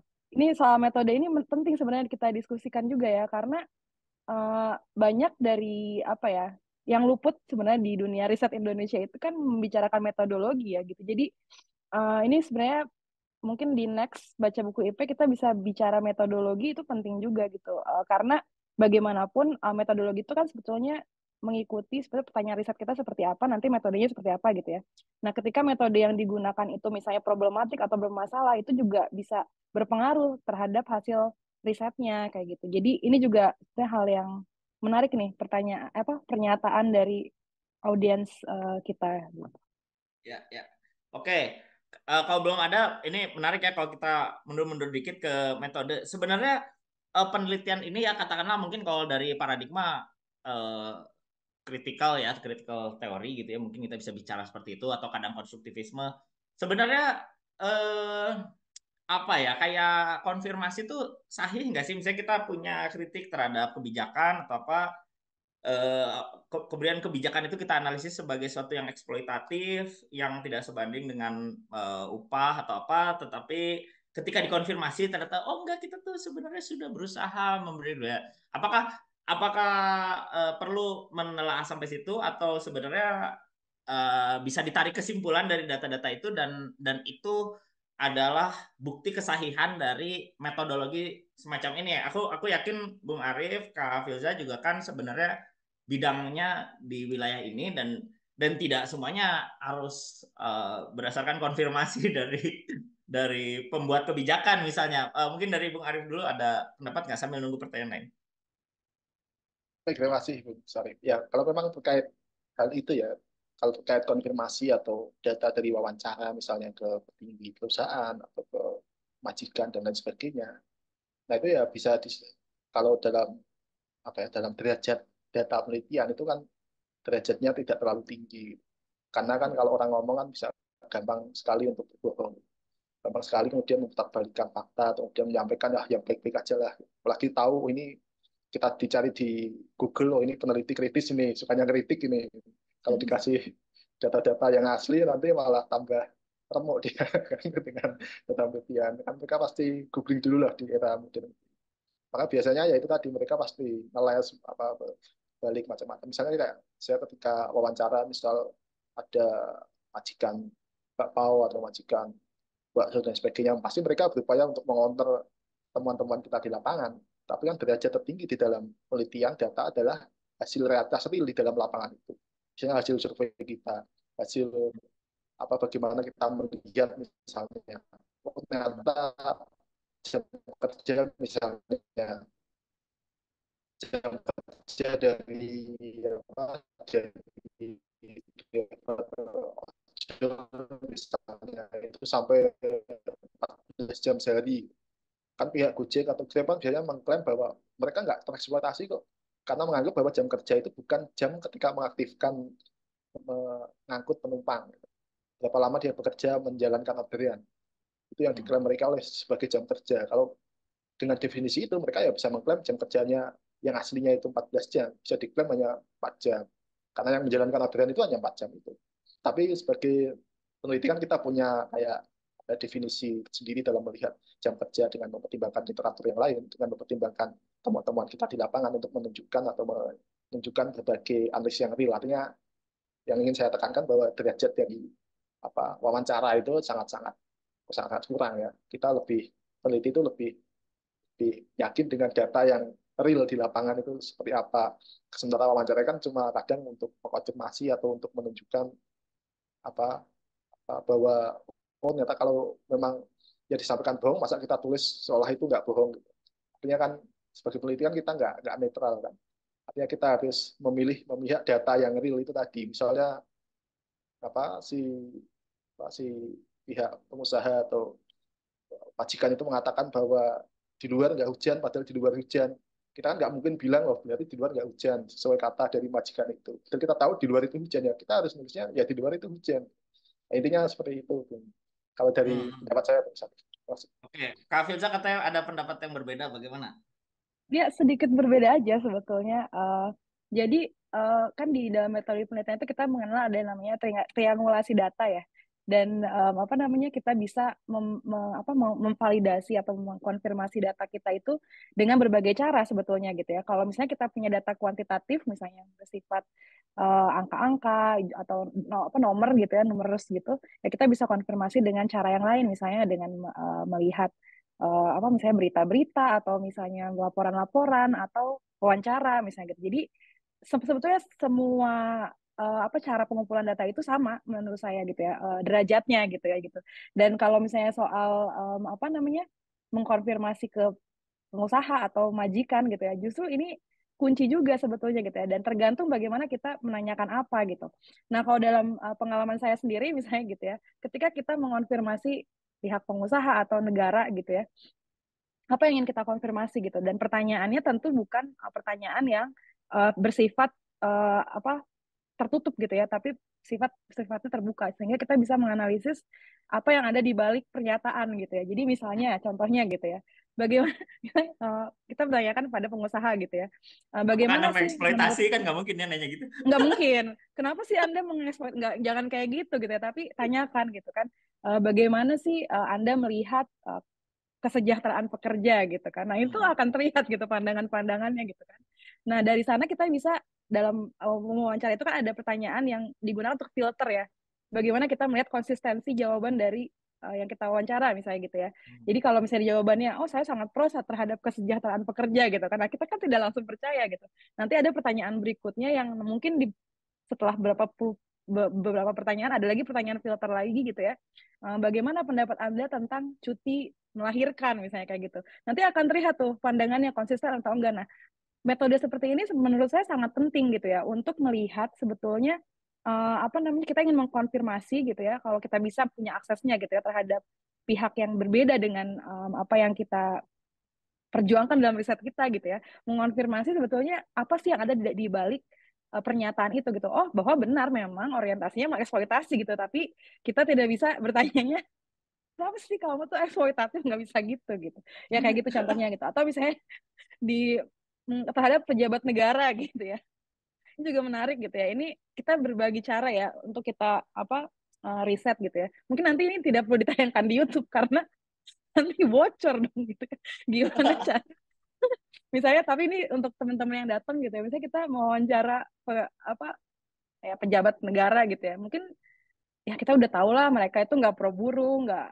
tapi kan kita perlu juga tahu gitu ya sebenarnya betul nggak sih, apa jangan-jangan lebih parah sebetulnya, cuman regulasinya aja tidak mencerminkan kelebih parahan itu gitu misalnya. Jadi kita bisa menanyakan misalnya apa sih orientasi kebijakan atau visi dari kementerian ini gitu kan, bisa aja bagus-bagus tuh, ntar kita breakdown lagi di bawah-bawahnya gitu kan, pertanyaan-pertanyaan yang sebetulnya akhirnya mencerminkan sebetulnya nggak ada itu yang tadi di awal itu gitu kan, itu sebenarnya hanya omon-omon gitu. Nah kayak gitu, jadi sebetulnya itu sangat penting juga gitu kalau kita punya aksesnya untuk bisa mewawancarai dari sudut pandang yang lain gitu ya, yang pihak yang supaya nanti hasil riset kita bisa bisa menjelaskan itu dengan utuh gitu, lebih utuh lagi gitu, bahwa ya memang betul kita tidak tidak perlu meragukan lagi dari data-data yang ada, dari wawancara dengan pekerja, dari wawancara dengan berbagai pihak, ya memang misalnya perusahaan tersebut mengeksploitasi pekerja dengan begini-begini ya. Jadi itu sih, jadi gimana ya Kak Syarif? Ya, Ya ya, ya. kalau kita punya aksesnya sih, saya sangat men-encourage ya peneliti-peneliti itu untuk mewawancara uh, selain pekerja gitu ya, selain yang dieksploitasi juga pengeksploiternya itu gitu, kalau bisa gitu. Jadi itu lebih lebih bisa menarik banget gitu ya, mungkin gitu ya. Ya itu sih. Ya, ya. Jadi semua peneliti jadi harus punya kemampuan antropologis ya. Jadi menyelidiki terus beradaptasi sama berbagai orang gitu kan. Jadi ya ininya ya cara nanya apa tongkrongannya jangan kayak peneliti Marxis ya kalau berhadapan sama ya, ya. Ya, ya, aku juga pernah baca jurnal tentang pertanyaan ya. Kemampuan bertanya peneliti itu juga penting. Ada pertanyaan yang kita udah ngarahin gitu. Ada pertanyaan yang terbuka kayak ada fenomena ini kita jabarkan lalu tanggapannya bagaimana itu masing-masing ada ininya ya skillnya atau kategori dari bertanya. Oke, teman-teman, silakan nih. Ini kita udah ngobrol macam-macam. Eh, udah bisa keluar dari buku Sarah Kasim sedikit-sedikit karena ya buat apa ya kita bedah buku tapi tidak bisa untuk membicarakan problem yang kita hadapi. Saya kira apa ya, Sarah Kasim juga sendiri bilang ya platform ekonomi tidak mungkin dihindari dalam dunia sekarang. Jadi pasti teman-teman punya pengalaman masing-masing dengan platform ekonomi ini, entah sebagai konsumennya, entah sebagai pekerja yang katakanlah dibantu oleh platform itu. Jadi silakan untuk berbagi. Kita masih punya waktu sebentar lagi, mungkin 1-2 pertanyaan silakan. Silakan, karena kalau enggak eh, kami ngobrol sendiri nanti seru-seruan sendiri. Silakan, silakan. Ada atau sudah tercerahkan semua ini apa? Sudah tidak merasa tereksploitasi semua. By the way, ini sedikit bocoran, bocor alus sedikit. Jadi Apa tuh? kalau kita search referensi tentang gig ekonomi Indonesia, yang muncul tuh nama Mas Arief loh di Source Library ya. Wih, Oh, ya, selamat ya, Mas. ya, ya. Keren keren. Ya jadi kalau saya search gig ekonomi atau platform kapitalism Indonesia gitu, pasti yang muncul pertama tuh namanya Arief Novianto, wih. Bersama bersama tim. Gitu. Bung Arif, wah ini pertanyaannya klasik ya. Tapi kenapa sih kajiannya ke situ banyak ya? Apakah belum banyak disentuh oleh para peneliti sosial kita atau gimana? Ya, karena memang ya kadang penelitian kan diawali dengan kayak kejengahan gitu, kayak emosi gitu. Kenapa ada kondisi kerjanya cukup tadi eksploitatif, cukup rentan, tapi di banyak media, banyak narasi umum dianggap sebagai ini sebagai hal yang sangat baik. Ini menciptakan banyak lapangan kerja, ini menciptakan posibilitas. Nah, kejengahan itu kadang sebagai peneliti kan kadang kita dapat topik kan dari hal-hal yang kadang sederhana di sekitar kita. Dari topik itu yang kita kemudian lihat tuh masih sedikit ini masih yang menganalisis atau kemudian riset lebih dalam masih tentang ojol dan sebagainya. Baru itu kan kemudian bisa menjeburkan diri di situ. Dan karena sudah terjebur di situ sebagai peneliti ya kita harus memang fokusnya di situ karena kan sebagai penelitian atau sebagai riset kan kita nggak mungkin meneliti banyak hal. Kalau kita meneliti banyak sekali hal ya kayak kayak pepatah Cina itu kan Kalau kita meneliti banyak hal, ya makanya kita hanya biasa-biasa aja, kita hanya mengetahui setengah-setengah, kita bahkan hanya seperempatnya. Kalau kita fokus di satu atau dua topik, misalnya topik saya topik ekonomi atau kawan kerja, misalnya juga topik tentang pekerja perempuan, tentang pekerja gig di media dan lain sebagainya. Nah itu kan yang akan apa ya, membuat kita bisa mendalami lebih dalam. Karena memang tujuan penelitian menjadi leading scholar di isu itu. Nah, itu yang coba saya juga suka bangun gitu. Tidak hanya dalam konteks Indonesia, tapi kalau bisa ya internasional gitu. Hmm. Seperti itu Bung Sarif. Keren, keren. Jadi kalau kalau ditanya Bung Arif yang mana? Oh, Bung Arif yang gig ekonomi gitu ya. Langsung spesifik. Eh, Oke, kalau nggak ada nih ya, aku punya pertanyaan penutup yang mungkin eh, apa ya, mudah-mudahan menarik ya. Jadi gini, ini mungkin problem yang sering muncul setiap kita membicarakan hubungan antara gerakan sosial dan eh, media sosial ya atau internet lah katakanlah. Eh, Kan muncul beberapa kasus ya bahwa seolah-olah gerakan sosial itu bisa muncul dari medsos seperti Twitter Revolution gitu ya atau Occupy Wall Street dari Facebook gitu seolah-olah begitu. eh Teman-teman di sini para pembahas tuh setuju nggak sih bahwa gerakan sosial tuh bisa dengan konsolidasi atau bersolidaritas via medsos itu atau perlu faktor-faktor lain misalnya kali-kali kopdar itu penting juga atau kayak perlu diskusi khusus atau apa jadi biar mungkin teman-teman di sini dapat pencerahan tentang resep ya jadi apakah kalau berjauhan tuh cukup punya Discord bareng atau WA group atau bagaimana atau itu semua tidak mungkin tanpa pertemuan-pertemuan. Jadi revolusi gerakan sosial itu harus melalui pertemuan atau harus viral atau harus juga punya perhatian dari media massa konvensional atau harus dibunyikan oleh influencer. Nah, eh, Kak Filza dulu, lalu ke Bung Arif, kira-kira bagaimana pandangan terkait perubahan yang mungkin berdasarkan media sosial di zaman sekarang ini? Kalau pandangan Kak Filza gimana? Ah, ini pertanyaan curang tesis kamu ya, Kak. Oh iya iya nanti jadi aku masukin jawaban. Ini tesis Anda ini. Jadi sebenarnya yang lebih tahu Kak Syarif ya sebetulnya. Ini hanya dia ingin mewawancara kita ini Kak Arif, Kak Mas Arif. Jadi dia ingin mewawancara kita untuk tesis dia sebetulnya kayaknya ya. Nanti jawaban Jadi simpulannya ini jawaban ini. iya, iya makanya. Ini tesisnya Kak Syarif. Oke, kalau soal ini sebetulnya ada beberapa refleksi secara pribadi ya gitu. Jadi kalau saya berefleksi itu, misalnya pertama ya, supaya terstruktur nih. Uh, Pertama itu dalam soal misalnya awareness soal kekerasan seksual di Indonesia gitu ya.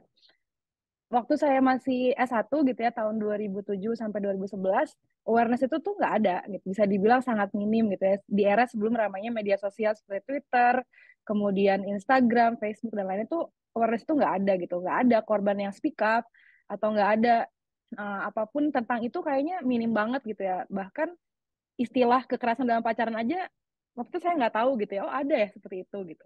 Nah, tapi seiring dengan perkembangan teknologi juga gitu ya, saya melihat dan juga tentunya advokasi yang ada di dunia nyata gitu ya, saya melihat kesadaran itu semakin lama semakin meningkat gitu. Apalagi kalau kita lihat di tahun 2024 ini gitu ya, sepertinya hal tersebut bukan hal yang apa ya, sebenarnya hampir kita bisa bilang ini bukan hal yang aneh gitu, yang asing terdengar di masyarakat gitu ya. Ada istilah catcalling dan lainnya tuh sepertinya sudah sangat apa ya, familiar lah gitu di kebanyakan masyarakat perkotaan, milenial dan Gen Z gitu, lebih spesifik lagi gitu. Jadi memang ada andil apa namanya media sosial sangat besar sih Kak Syarif di dalam penyebarluasan awareness soal isu-isu tertentu dan lain-lain gitu. Dan ini sangat saya rasakan terutama misalnya di isu kekerasan seksual misalnya kayak gitu.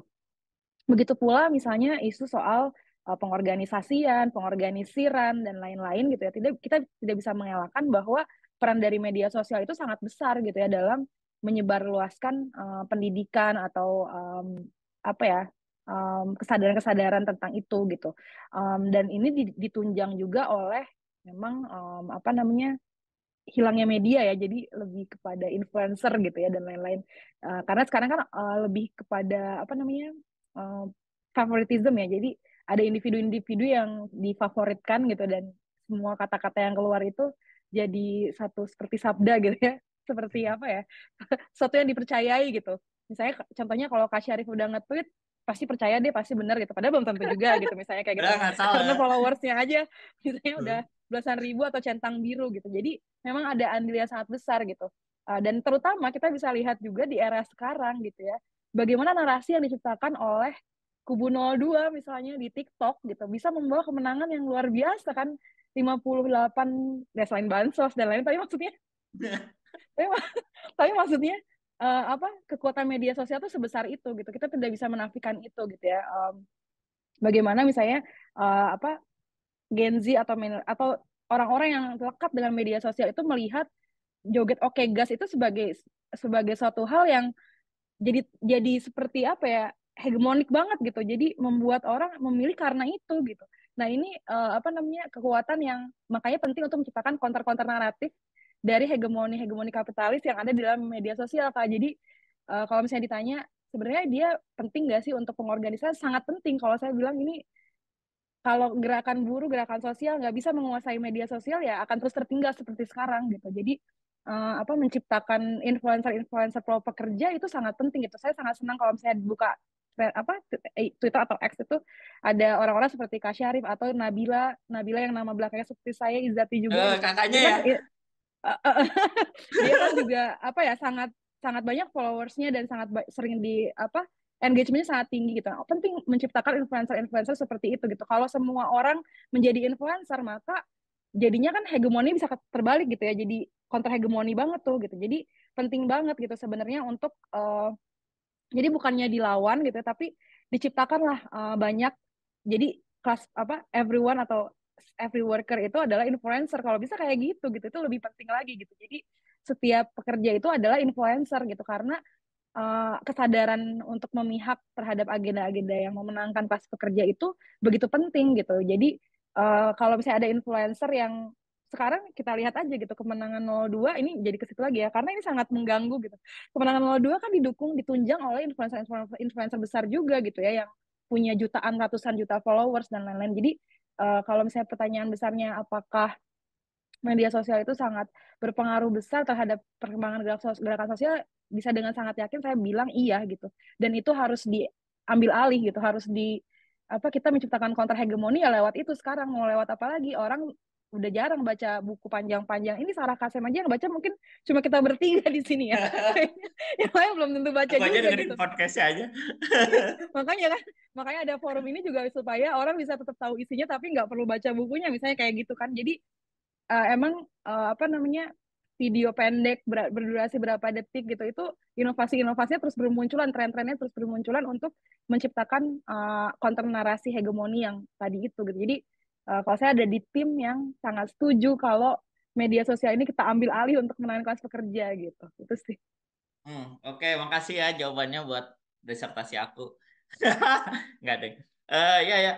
Ini sebelum ke Bung Arif ini ada yang nanya tapi bisa dielaborasi ya Bung Arif. Jadi ujung dari solidaritas ini kan mungkin perlu apa ya, kita sebut saya memukul ya atau menghajar begitu ya, kuasa gitu. Tetapi bagaimana bentuknya, terus bagaimana kita bisa kaitkan dengan uh, multitude ya, atau apa gagasannya tadi, Art dan Negeri tadi, Kak Filza sudah bicara soal post workerism, atau tanggapan Bung Arif bagaimana, apakah seluruh solidaritas ini bisa untuk menghajar atau ya kita andaikan satu sistem yang desentralisasi aja.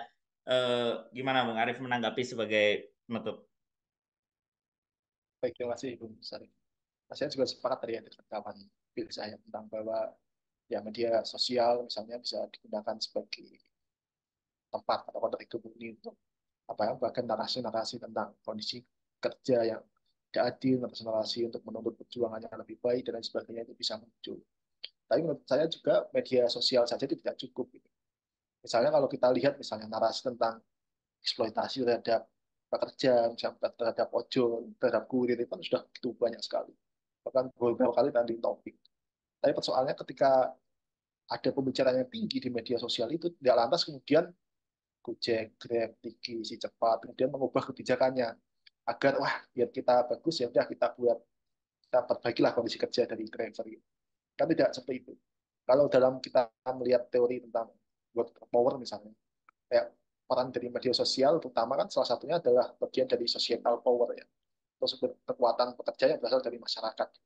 Artinya tekanan dari publik yang menekan ke pihak misalnya pemerintah atau kapital agar memberikan kondisi kerja yang baik dan sebagainya. Artinya di satu sisi yang saya sebut tadi media sosial saja tidak cukup. Yang perlu juga dilakukan adalah aspek yang berikutnya dari kekuatan pekerja, terutama adalah social power-nya atau sumber kekuatan pekerja berasal dari asosiasi atau serikatnya. Kalau misal kita menuntut bahwa oh misal kondisi kerja di pabrik A itu harus bagus, harus jam kerjanya harus 8 jam sehari, ada upah yang layak dan lain sebagainya, tetapi apa dari pihak pekerja di pabrik itu aja nggak bergerak, yang nggak mungkin tuntutan kita yang dari luar ini dipenuhi. Artinya aspek pengorganisasian juga penting. Pengorganisasian terhadap pekerja-pekerja ini untuk sadar bahwa oh, ini ada kondisi tidak kerja yang tidak adil yang dialami. Ada kondisi ada fleksibilitas yang palsu misalnya atau penderitaan yang semu yang dialami. Sehingga membuat misalnya driver ojol akhirnya membentuk serikat, bahkan bergabung dengan konfederasi dan lain sebagainya. Sehingga kemudian tuntutannya tidak sekedar bagaimana mentrendingkan suatu isu, tapi bagaimana menguasai misalnya kursi DPR misalnya. Sehingga cita-cita tentang bagaimana undang-undang cipta kerja misalnya direvisi, diganti undang-undang perlu pekerja dan lain sebagainya itu menjadi dimungkinkan. Perlindungan-perlindungan sosial itu menjadi pekerja tidak hanya sekedar sebagai penonton yang mempresent dari luar, tapi juga berada di dalam yang bisa kemudian menciptakan kondisi kerja yang lebih baik. Artinya menurut saya seperti itu pun, Sarif, tentang Oke. peran media sosial. Ya, sekaligus menjawab dari Kak Zaid Asmara ya. Oke, saya kira cukup ya, Bung Admin. Kita sudah 1,5 jam lebih. Eh, jadi udahlah nggak usah kesimpulannya, udah banyak tadi. Ya pokoknya mah apa ya? Aku pikir seru ya bahas-bahas buku gini karena gimana ya? Aku kadang suka mikir kayak apa setiap orang tuh harus kayak baca bukunya langsung terus tekun ketat gitu ya. Aku pikir kadang-kadang dengar pembahasan gini-gini juga cukup sih gitu apa buat orang-orang tertentu apa yang tidak punya waktu atau apa kayak ngambil sari-sarinya juga sudah cukup ya. Eh, Biar yang punya waktu banyak kayak Kak Filza tuh baca Kak Arif gitu. Gak apa-apa apa maksudnya sah-sah saja gitu. Eh, Ya semoga bisa ini ya lebih aware terhadap problem-problem yang muncul dari platform ekonomi, dari secara umum juga pada masalah media sosial yang awal kemunculannya sempat disikapi optimis sebagai demokrasi baru atau apa ekspresi individu yang bisa langsung menjadi publik gitu ya, tapi kita bisa membacanya secara kritis bahwa itu semua juga bentuk komodifikasi apa seolah-olah tanpa paksaan. Padahal zaman sekarang kalau nggak pakai platform ekonomi atau media sosial ya kayak teralienasi dari society gitu kayak hah kamu nggak punya IG kayak aneh banget sih gitu ya gitu. Tidak ada paksaan ya nggak kayak dulu ya kayak kalau dulu kan kayak harus apa kayak kerja tuh kayak kayak dipaksa sekarang kayak ditekan dari secara sosial untuk harus punya medsos. Oke, ada lagi? Nggak ada. Oke, thank you semua ya. Nanti 2 bulan lagi akan ada forum yang sama dengan buku yang berbeda dan pembahasan yang berbeda. Terima kasih Kak Filza, terima kasih Bung Arif. Jaga kesehatan Kak Filza ya, 8 derajat Celcius. Eh, Bung Arif juga jaga kesehatan, lagi sering hujan di Indonesia. Gitu. Awas banjir dan Oke, puting beliung. Oke. makasih banyak semua. Makasih banyak semua. Senang berjumpa karena kalau di sini jarang berjumpa orang. Ya, Berjumpa teralienasi ya. ruangan kosong. Teralienasi banget. PhD mengalienasi. Iya. Oke, sampai ketemu Sip. teman-teman.